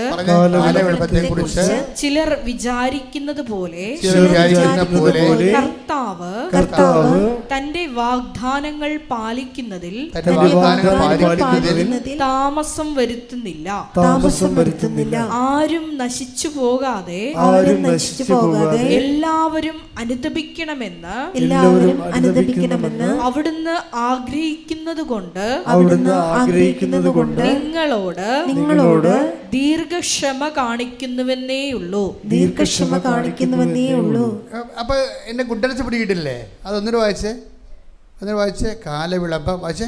2 പത്രോസ് 3:9. കാലവിളംബത്തെക്കുറിച്ച് ചിലർ വിചാരിക്കുന്നത് പോലെ കർത്താവ് തന്റെ വാഗ്ദാനങ്ങൾ പാലിക്കുന്നതിൽ താമസം വരുത്തുന്നില്ല. അപ്പൊ പ്രഖ്യാപിത നിലപാടിതാണ് കർത്താവിൻ്റെ. എന്താണ്? കാലവിളംബം വരുത്തുന്നത് പോലെ കർത്താവാണ് കാലവിളംബം വരുത്തുന്നതെന്നാണ് നമ്മൾ ധരിച്ചിരിക്കണമെന്നാണ് പറയണത്. കർത്താവാണ് കാലവിളംബം വരുത്തണത്, താമസിപ്പിക്കണത് നമ്മൾ ധരിച്ചു വെച്ചിരിക്കണമെന്നാണ് ഈ പറയണത്. പക്ഷേ എന്ത് പറഞ്ഞാൽ നിങ്ങളുടെ ധാരണ തെറ്റാണ്. ദൈവത്തിൻ്റെ പ്രഖ്യാപിത നയപരിപാടികളിൽ കാലവിളംബം ഇല്ല, അങ്ങനൊരു സംഭവം ഇല്ല. പിന്നെ എന്താ? കർത്താവ് തന്നെ വാഗ്ദാനം പാലിക്കുന്നതിൽ കാലവിളംബം വരുത്തണില്ല. പിന്നെ ആരാണ് കാലവിളംബം വരുത്തുന്നത്? നമ്മൾ ആ വാഗ്ദാനം പ്രാപിക്കാൻ വേണ്ടിയുള്ള പ്രീറെക്വിസിറ്റ് ഉണ്ട്. കർത്താവ് വാഗ്ദാനം പാലിക്കണമെങ്കിൽ നമ്മളോട് പറഞ്ഞിട്ടുള്ള പ്രീറെക്വിസിറ്റ് ഉണ്ട്. എന്താണ്? മുൻ ആവശ്യം. കാലവിളംബം കർത്താവ് വരുത്താതിരിക്കാനുള്ള ടെക്നോളജി എന്താണ്? അതിൻ്റെ തന്ത്രം എന്താ? അതിൻ്റെ പ്രീറെക്വിസിറ്റ് ഉണ്ട്. അതെന്താണ്? മുൻ ആവശ്യം. എന്താണ്? അനുതാപം. അതാണ് പറയണത്. കേട്ടില്ലേ നിങ്ങൾ? ഒന്നുകൂടെ വായിച്ചത്. ആരും നശിച്ചു പോകാതെ എല്ലാവരും അനുതപിക്കണമെന്ന് അവിടുന്ന് ആഗ്രഹിക്കുന്നത് കൊണ്ട് നിങ്ങളോട് ദീർഘക്ഷമ കാണിക്കുന്നുവെന്നേയുള്ളൂ. പോളിഷ് ലാംഗ്വേജാണ്. നിങ്ങളോട് ദീർഘക്ഷമ കാണിക്കുന്നേ ഉള്ളൂ.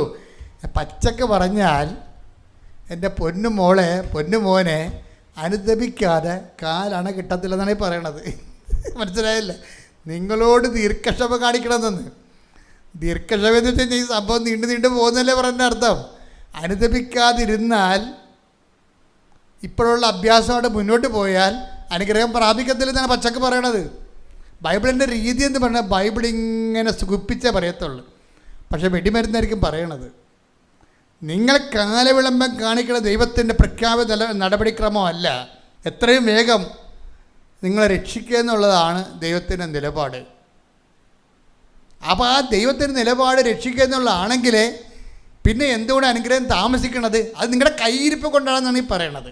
അനുതാപം നിങ്ങളുടെ വിഷയമാണ്. ദൈവമല്ല അനുദപിക്കേണ്ടത്, നമ്മളല്ലേ അനുദപിക്കേണ്ടത്. അപ്പം നിങ്ങൾ ചിന്തിക്കണം, കർത്താവ് നമ്മുടെ വിഷയത്തിൻ്റെ കാലവിളംബം വീട് കിട്ടണില്ലല്ലോ. ഇപ്പം കഴിഞ്ഞ ദിവസങ്ങളിലൊരു സാക്ഷ്യം ഉണ്ടായി. നന്ദനയുടെ സാക്ഷിയാണ്. നന്ദനയുടെ സാക്ഷി എന്ന് പറഞ്ഞത്, നന്ദന ഒരു പാലായിൽ നിന്ന് നന്ദനയും നന്ദയുടെ അമ്മയും അപ്പനും ആങ്ങളെയും കൂടിയാണ് ഈ സ്റ്റേജിൽ കയറിയിരിക്കുന്നത്. കുടുംബത്തോടെ കയറിയിരിക്കുകയാണ്. അതിനകത്തൊരു വിഷയം എന്ന് പറഞ്ഞാൽ അങ്ങനെ കയറാൻ കാരണം നന്ദനയുടെ കുറേ വിഷയങ്ങളുണ്ട്. അത് നമ്മൾ സാക്ഷ്യം നല്ല പൊട്ടിപ്പൂരൻ സാക്ഷ്യമാണ്. കാരണം നന്ദന വളരെ അറിവ് ഉള്ള ആളാണ്. ദൈവമായി ഒരു ജൂലൈയിൽ ഉടമ്പടി എടുത്ത ആളാണ്. ജൂലൈയിൽ ഉടമ്പടി എടുത്ത ആൾ July, August, September, October, November, December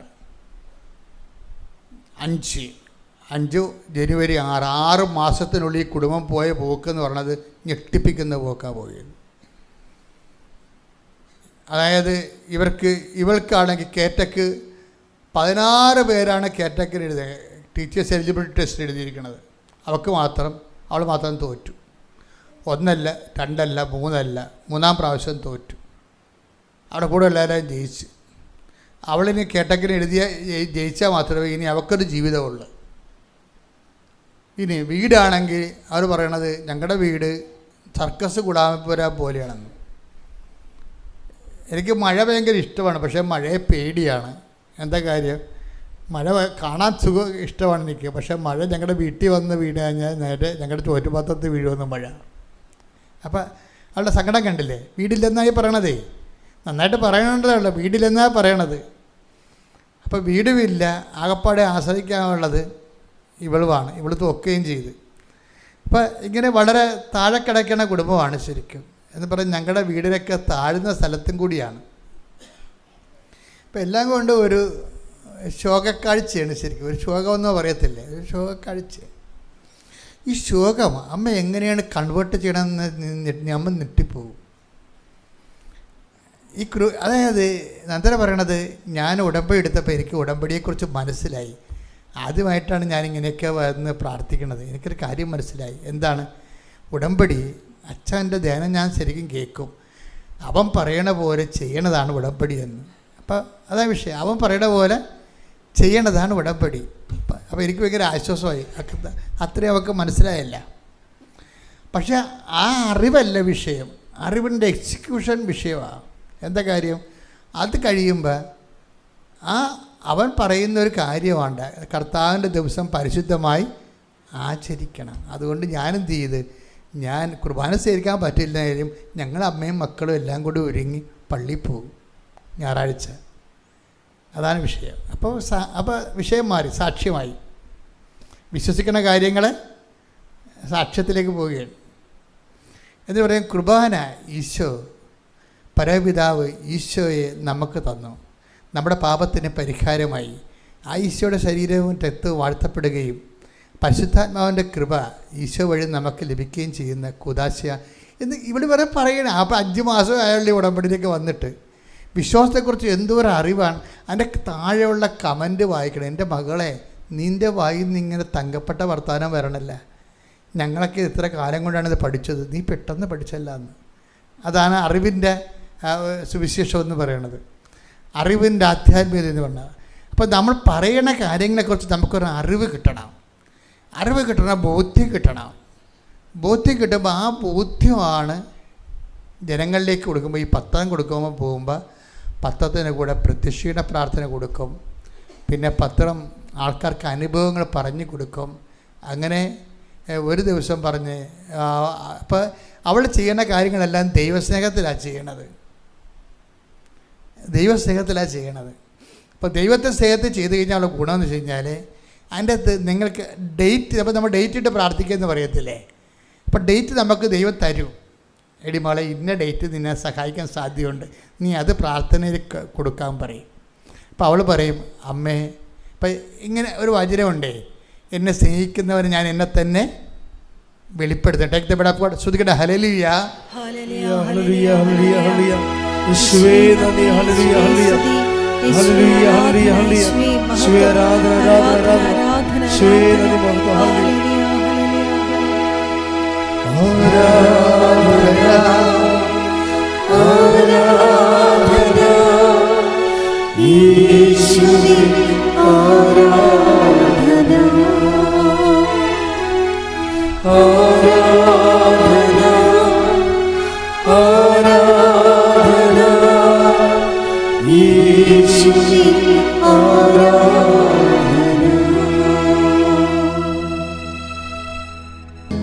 യോഹന്നാൻ 14:21.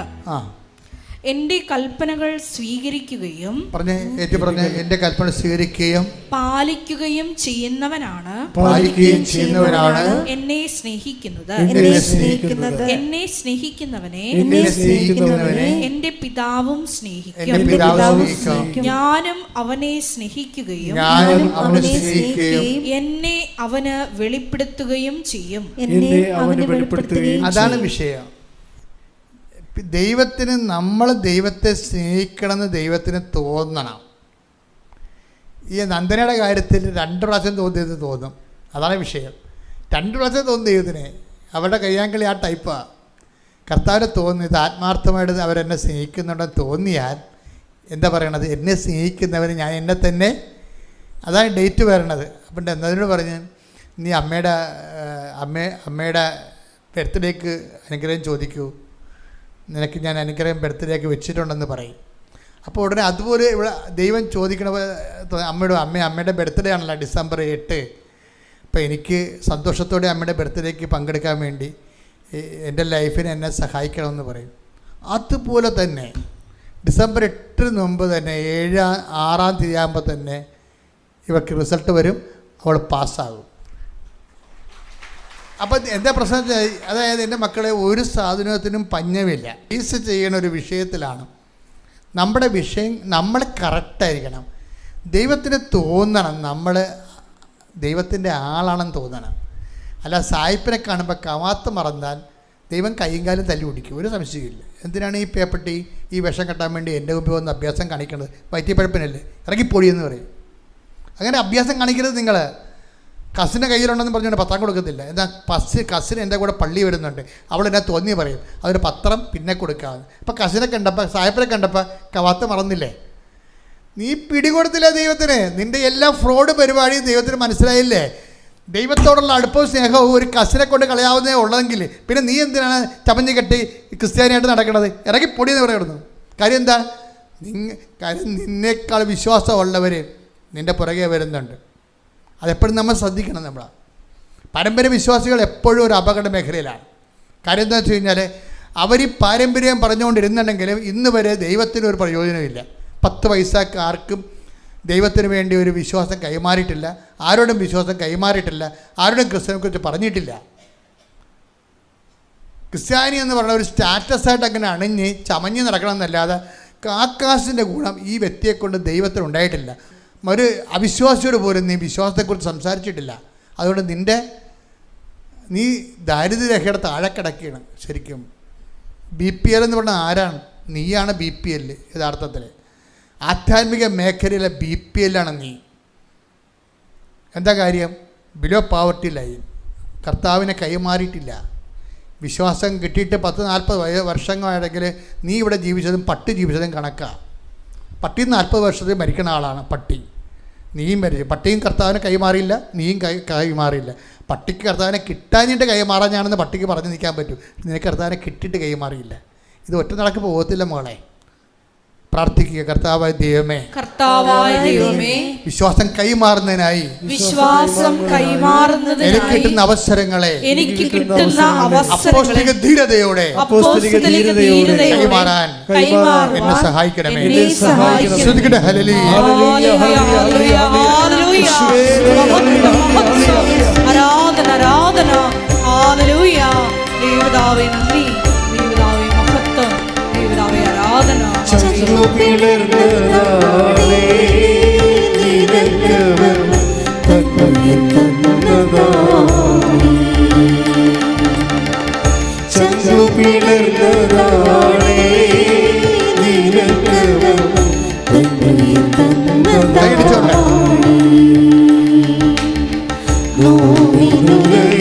പ്രിയ പ്രാണരുളഞ്ഞപ്പോ നിന്നുഖം കണ്ടതാണേ ചിലവർ നിന്നെ വഹിച്ചതായി. വളരെ സത്യസന്ധതയുള്ള കുടുംബമാണ് ഈ ദൈവദരിസന്നിധി. സത്യസന്ധതയുണ്ടെങ്കിലേ ഈ മിന്നൽ പോലെയാണ് അനുഗ്രഹം വരണത്. അന്ന് രാത്രി ഒരു ദിവസം ഈ നന്ദനയുടെ അമ്മ പെര അടിച്ചുകൊണ്ടിരിക്കുകയായിരുന്നു, അല്ല പകല് ഒരു പെര അടിച്ചുകൊണ്ടിരിക്കണമായിരുന്നു. അപ്പോൾ പെട്ടെന്ന് അവർക്ക് ഈ നന്ദന അമ്മയ്ക്ക് അവർക്കൊരു സങ്കടം വന്നു. അവിടെ ഒരു ദീർഘനിശ്വാസമാണ്. ഇപ്പം ദീർഘനിശ്വാസമാണെങ്കിലുമേ ദൈവത്തോടുള്ള അടുപ്പവും സ്നേഹം കൊണ്ട് ദൈവം അനുഗ്രഹിക്കാൻ പോകുമ്പോൾ ആ അനുഗ്രഹത്തിൻ്റെ ഒരു സങ്കടം വരും. നമുക്ക് അനുഗ്രഹം വരാൻ ദൈവത്തിൽ നിന്നാണ് വരാൻ പോകണമെങ്കിലും നമുക്ക് ഫീൽ ചെയ്യണ ചില സമയത്ത് സങ്കടമായിട്ടായിരിക്കും. അതിങ്ങനെ ശ്രദ്ധിക്കണം ഇതൊക്കെ. എന്ത് സങ്കടം എന്താണെന്നറിയാമോ? അവളിങ്ങനെ അവളെന്ന് പറയാൻ പറ്റില്ല, അത് ആ ചേച്ചി ഇങ്ങനെ മുറി തൂത്തുകൊണ്ടിരിക്കുന്ന സമയത്ത് പെട്ടെന്നൊരു ദീർഘനിശ്വാസം വന്ന്. എന്താ കാര്യം? അവരുടെ ചേച്ചി അനിയത്തിമാർക്കെല്ലാം നല്ല വീടുകളുണ്ട്. അതാണ് ഒരു സങ്കടം. അപ്പോൾ ഇവൾക്ക് കെട്ടപ്രായമായ മകളുണ്ടെങ്കിലും ആ മകൾ പറഞ്ഞ പോലെ സർക്കസ് കൂടാരം പോലുള്ള വീടാണ്, ചോരുകയൊക്കെ ചെയ്യും. അപ്പോൾ അത് ഇത്രയും വലിയ മക്കൾ ഉണ്ടായിട്ടും അവർക്കൊരു വീടുണ്ടാക്കി കൊടുക്കാൻ പറ്റില്ല എന്നുള്ള അമ്മയുടെ സങ്കടം എന്ന് പറയുന്നത് വല്ലാത്തൊരു സങ്കടമാണ്. അവർക്ക് മുറി തൂക്കാൻ പറ്റാതെ ഇങ്ങനെ പ്രതിമയെപ്പോലെ നിൽക്കണം സങ്കടപ്പെട്ട്. എന്നിട്ടെന്താ പറയണത്? എന്നിട്ട് അമ്മയോട് ഒരു അമ്മേ കൃപാസനം മാതാവേ, അമ്മയെന്ന് പറയുമ്പോൾ ആൾക്കാർക്ക് കൃപാസനം മാതാവാണ്. അമ്മേ കൃപാസനം മാതാവേ, എനിക്കൊരു വീട് താ, എൻ്റെ ചേച്ചിക്കും അനിയത്തിമാർക്കും എല്ലാം നല്ല വീടില്ലേ. എന്നിട്ട് ഇവർ ചങ്കക്കുള്ളൊരു വർത്തമാനം പറയും, എനിക്ക് ഒരു വീട് തന്ന. പിറ്റേ ദിവസം അമ്മ എന്നെ വിളിച്ചു, ഞാൻ വന്നോളാം, ഒരു ദിവസമെങ്കിലും ഈ മക്കളുടെ കൂടെ ആ വീട്ടിൽ കിടന്ന് ഉറങ്ങിയിട്ട് ഞാൻ അമ്മ വിളിക്കുന്ന സ്ഥലത്ത് വരാൻ പോകും. അതൊരു പ്രാർത്ഥനയാണ്, വെച്ചാൽ ചങ്കക്കൊള്ളണ ഒരു പ്രാർത്ഥനയാണ്. എന്നിട്ട് ഇവർക്ക് പുളിയില്ല, ഇത് മുളകില്ലെന്ന് പറഞ്ഞുകൊണ്ട് ചന്തപ്പൊരിക്കണ ചേട്ടനെ വിളിക്കാൻ വേണ്ടി ഓർപ്പിക്കാൻ വേണ്ടി ചേട്ടനെ വിളിപ്പിക്കും. ഇന്ന സാധനം ഇല്ല, കാപ്പിപ്പൊടിയില്ല, തേയിലയിലൊക്കെ നിങ്ങൾ വിളിക്കത്തില്ല, അതുപോലെ ഇവർ വിളിക്കും, ഇന്ന സാധനം മേടിച്ചു. അപ്പോൾ ചേട്ടൻ്റെ നമ്പർ ബിസിയാണ്. ആ സെക്കൻഡിന് കുറച്ച് കഴിയുമ്പോൾ ചേട്ടൻ തിരിച്ച് വിളിക്കും, എന്താണ് വിളിച്ചത്? അല്ല ഇന്ന സാധനം ഇല്ലെന്ന് പറയാൻ. പിന്നെ ഞാൻ പഞ്ചായത്തിൽ നിന്ന് എന്നെ വിളിച്ചിരിക്കുകയായിരുന്നു, നീ വിളിക്കുമ്പോൾ നമ്മുടെ വീട് ശരിയായെന്ന് പറയും. ഇതിൻ്റെ സ്പീഡ് കണ്ട, ഇതാണ് സ്പീഡെന്ന് പറയുന്നത്. അവർ സാക്ഷ്യം പറയാൻ വേണ്ടി കുടുംബത്തോട് കയറി നിൽക്കുമ്പോൾ മനോഹരമായൊരു വീട്ടിൽ, അമ്മ കൊടുത്ത വീട്ടിൽ നിന്നാണ് അവരിറങ്ങി വന്നിരിക്കുന്നത്. നിൻ്റെ അനുഗ്രഹം പ്രാപിക്കാൻ ഇനി നിമിഷങ്ങൾ മാത്രമേ ബാക്കിയുള്ളൂ.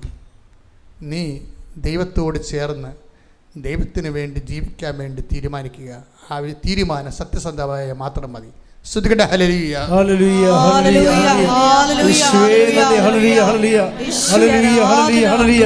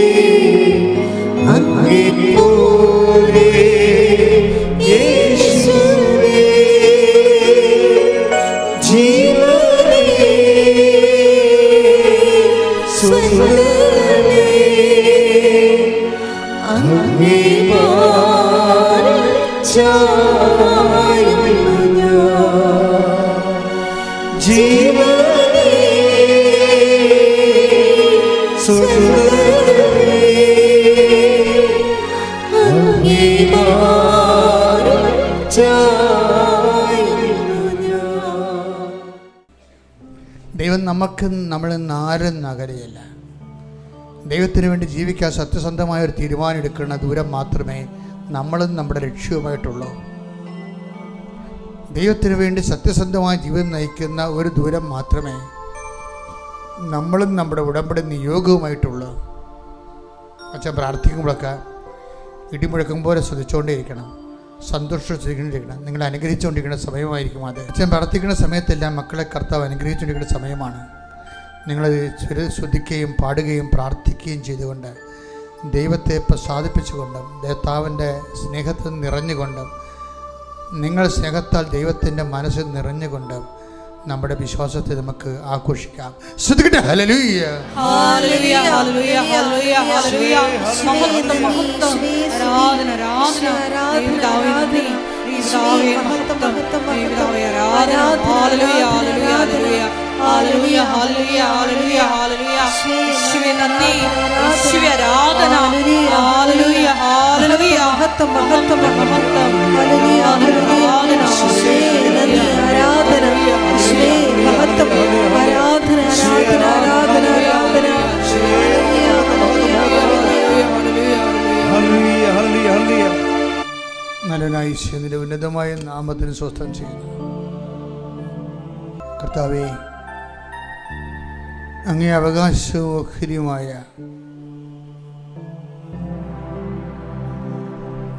അങ്ങയുടെ വിശുദ്ധ കുരിശിനായി വീണ്ടെടുക്കപ്പെട്ട ആ കുരിശിൻ്റെ രക്ഷയിലുള്ള വിശ്വാസം ഏറ്റുപറഞ്ഞിട്ടുള്ളതിൻ്റെ അവകാശവും ഓഹരിയുമായ അങ്ങയുടെ മക്കൾക്ക് വേണ്ടി പ്രാർത്ഥിക്കുന്നു. കർത്താവേ, നിന്റെ വിശുദ്ധ പൗരോഹിത്യത്തെ മഹത്വപ്പെടുത്തണമേ. 40 വർഷം ഞാൻ അർപ്പിച്ച കൃപാന്റെ യോഗ്യതയാൽ കൃപാസമൽത്താരെ ജീവനോടെ പ്രത്യക്ഷപ്പെട്ട പരിശുദ്ധ അമ്മയുടെ മാധ്യസ്ഥതയിൽ ഈ അൾത്താരയിൽ നടന്ന 10,000-കണക്കിന് ആരാധനയുടെ ശക്തിയാൽ കർത്താവേ, സ്വർഗം തുറക്കണമേ. ആത്മാവേ, പരിശുദ്ധാത്മാവേ, അങ്ങയുടെ മക്കളിലേക്ക് ഇറങ്ങി വസിക്കണമേ എന്ന് പ്രാർത്ഥിക്കുന്നു. കർത്താവേ, അങ്ങയുടെ തിരുമുറുപാടുന്ന വലതുകരം, ആണിപ്പടുതാടുന്ന അനുഗ്രഹത്തിൻ്റെ അത്ഭുതകരം അങ്ങയുടെ മക്കളിൽ വെക്കണമെന്ന് പ്രാർത്ഥിക്കുന്നു. സത്യബന്ധങ്ങളിലെ കർത്താവിൻ്റെ രക്തം നിറയട്ടെ.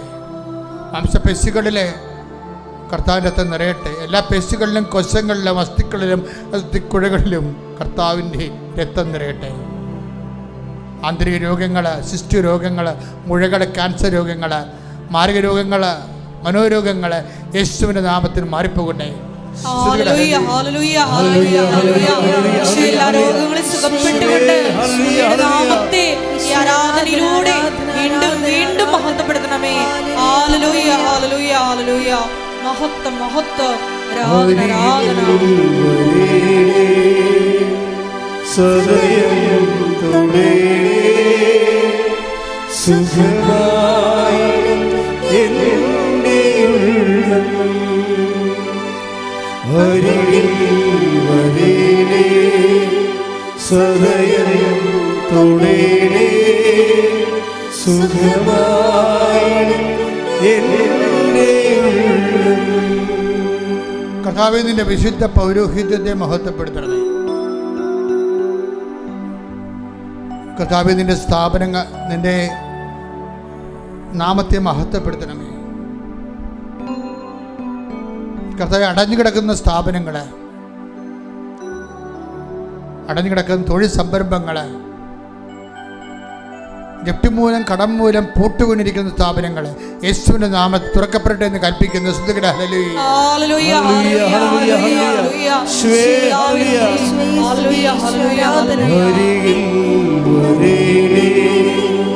സദയം തൊടേ സുഖമായി എൻ്റെ ഉള്ളം. കർത്താവേ, രോഗികള്, കർത്താവേ, മക്കളില്ലാത്തവര്, നിന്റെ തിരുമുറുപാടുന്ന വലതുകരം അവളുടെ അടിവയറ്റിൽ വെക്കണമെന്ന് പ്രാർത്ഥിക്കുന്ന ഈശോയെ, ഇനി മക്കളുണ്ടാവത്തില്ലെന്ന് വൈദ്യശാസ്ത്രം വിധി എഴുതി തള്ളിക്കളഞ്ഞവരെ കർത്താവിന്റെ നാമത്തിൽ വന്ധ്യകളെ കർത്താവിന്റെ നാമത്തിൽ ഗർഭം ധരിക്കട്ടെ. ശ്രുതികട്ടെ. ഹല്ലേലൂയ ഹല്ലേലൂയ ഹല്ലേലൂയ ഹല്ലേലൂയ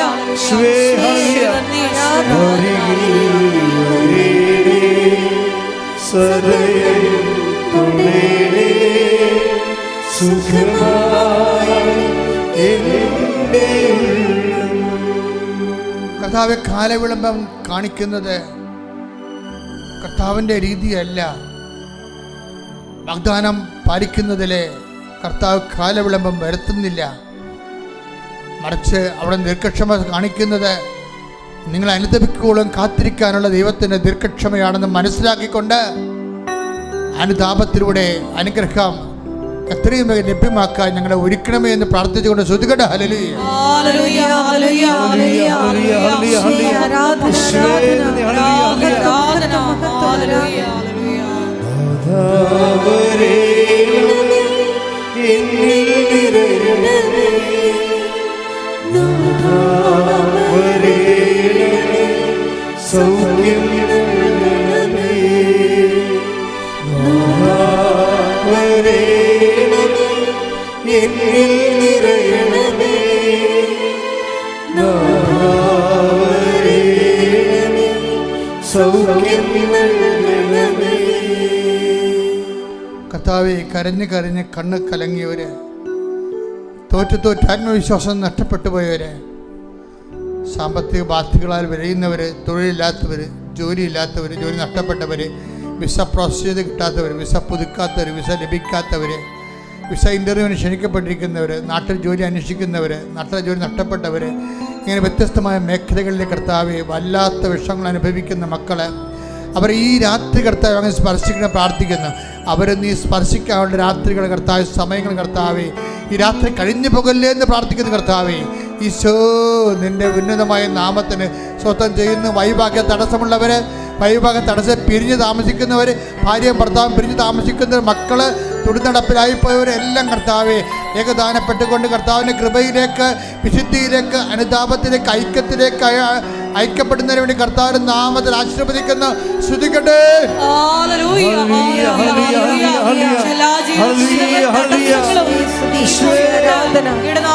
ആരാധനയിലൂടെ വീണ്ടും വീണ്ടും മഹത്വപ്പെടുത്തണമേ.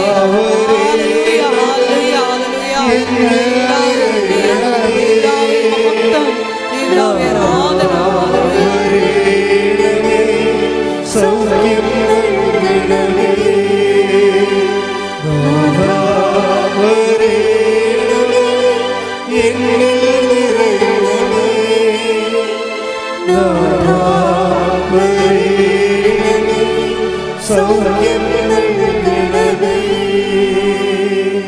മുട്ടേ നിൽക്കുക.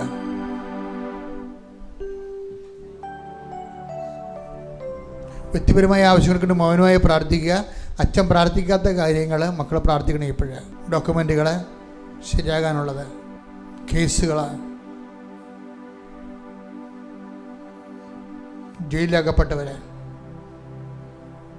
അന്യനാടുകളകപ്പെട്ടു പോയവരെ, യാത്രാ വിലക്കുള്ളവരെ വിടുതലിന് വേണ്ടി പ്രാർത്ഥിക്കുക. ഗർഭിണികൾക്ക്, ഗർഭശിശുക്കൾക്ക് കുഴപ്പങ്ങളുള്ളവർ വയറെ തൊട്ട് പ്രാർത്ഥിക്കട്ടെ. കർത്താവ് ഈ നിമിഷം ആ കുഞ്ഞിനെ സുഖപ്പെടുത്തുന്നു, അമ്മയെ സുഖപ്പെടുത്തുന്നു. മുട്ടുകാലുകളും കണ്ണങ്കാലുകളും ഒക്കെ സ്വാധീനം കുറഞ്ഞവർ, ലിഗമെൻ്റ് പൊട്ടിയവർ, പല ഓപ്പറേഷൻ കഴിഞ്ഞതിൻ്റെ പേരിൽ സ്വാധീനക്കുറവ് വന്നവർ, അവരെല്ലാം തൊട്ട് പ്രാർത്ഥിക്കട്ടെ. കണ്ണിന് കാഴ്ച ഭംഗിയവർ, മുക്കിന് ദശ വളരുന്നവർ, സയൻറ്റിസ്റ്റിൻ്റെയും വിട്ടുമാറാത്ത തലവേദനയുള്ളവർ കർത്താവിൻ്റെ നാമത്തിൽ പ്രാർത്ഥിക്കട്ടെ. ഈശോ, ഈശോ, നിന്റെ വിശുദ്ധ പൗരോഹിത്യത്തെ മഹത്വപ്പെടുത്തുന്ന നിന്റെ തിരുമുറിവാളുന്ന ഭരത്തകരം വാണിപ്പെടുത്താവുന്ന അത്ഭുതകരം അവരുടെ മക്കളെ വെക്കണമെന്ന് പ്രാർത്ഥിക്കുന്ന അടിപ്പിടപെടെ വൈതാക്കള ദൈവികമായ ശക്തി മക്കളെ അടിച്ചിറങ്ങട്ടെ. ശ്രുതികട്ടെ. ഹല്ലേലൂയ, ഹല്ലേലൂയ, ഹല്ലേലൂയ, ഹല്ലേലൂയ, ഹല്ലേലൂയ, ഹല്ലേലൂയ.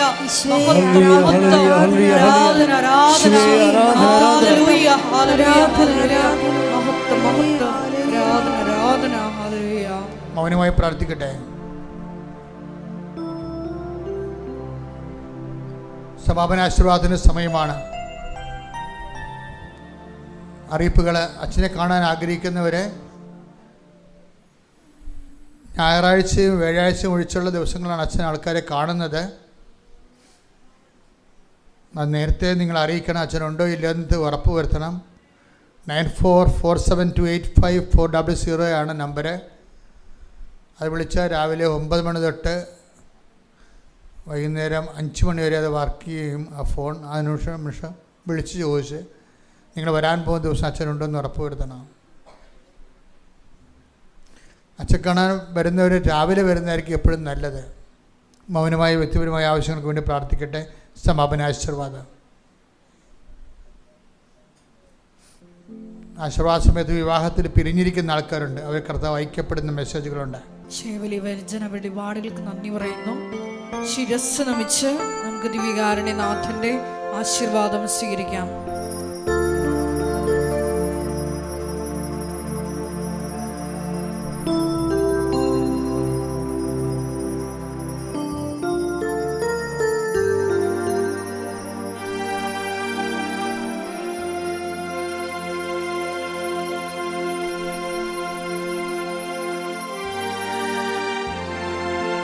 പരിശുദ്ധ പരമമാ ദിവ്യകാരുണ്യമേ, ഇന്നുമെന്നും അങ്ങേക്ക് ആരാധന. പരിശുദ്ധ പരമമാ ദിവ്യകാരുണ്യമേ, ഇന്നുമെന്നും അങ്ങേക്ക് ആരാധന.